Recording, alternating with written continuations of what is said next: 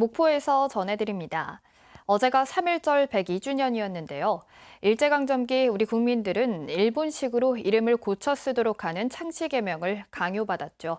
그런데 전라남도가 현재 사용 중인 지적공부와 건축물 대장 등을 확인해 보니 토지 18,000여 건에서 일본식 이름들이 그대로 등재돼 있는 것으로 확인됐습니다. 어찌 된 사연인지 김광진 기자가 취재했습니다. 전라남도가 일선 지자체와 떼어본 토지 대장입니다. 땅 주인이 판전추삼랑, 중전효익계 등 일본인 이름입니다. 여기다 일본 기업의 토지도 있고 화촌 복순 등 창씨 개명을 한 조선인들의 토지도 눈에 띕니다. 일제는 조직적으로 조선인들에게 창씨 개명을 강요해 1939년 8월까지 조선인의 80.5%가 창씨 개명을 했다는 기록도 있습니다. 그들이 자유로 말도 안 들어보고 그 장씨 개명을 시해버린 것이에요. 안 할 수가 없어요. 일단 안 오면 배급도 중지해버리고 그때는 통관장이 있기 때문에 야만치도 어떻게 할 수 없어요.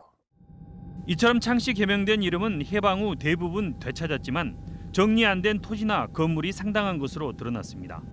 전라남도 조사 결과 일본식 이름의 토지는 18,000건, 건물은 540여 건이 확인됐습니다. 토지가 너무 소규모였거나 도로 등에 편입된 경우 또는 해방 후 다른 사람이 불법 점유해서 제대로 정리가 안 됐기 때문으로 추정됩니다. 토지 대장 같은 그 공적 장부에 일본식 이름이 있어가지고 우리 국민들이 그 재산권을 행사하는 데 어떤 제약이 따른다거나 또는 이로 인해서 그 공적 장부에 대한 그 신뢰도가 좀 떨어지는 문제 이런 것들이 있어서 전라남도는 지적공부 일본 이름 지우기 사업을 올해 1년간 실시해 이 같은 일본식 이름을 모두 바로잡는다는 계획입니다. KBS 뉴스 김광진입니다. 전국 녹차 생산량의 3분의 1을 차지하는 보성 녹차밭이 지난 1월 한파로 전체 면적의 20% 이상 피해를 본 것으로 나타났습니다. 전라남도는 지난달 말 현재 755헥타르에 이르는 보성 녹차 재배 면적 가운데 20%인 152헥타르가 피해를 입은 것으로 집계됐으나 피해 증상이 늦게 나타나는 만큼 피해 규모가 더 커질 것으로 보고 있습니다.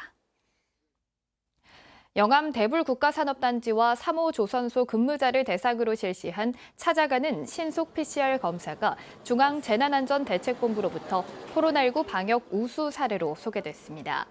전라남도는 최근 남양주 산업단지에서 외국인 근로자 120여 명이 집단 감염되자 지난달 22일부터 4일 동안 대불산단 일대에서 외국인 1,787명 등 16,000여 명을 대상으로 검사를 실시했습니다.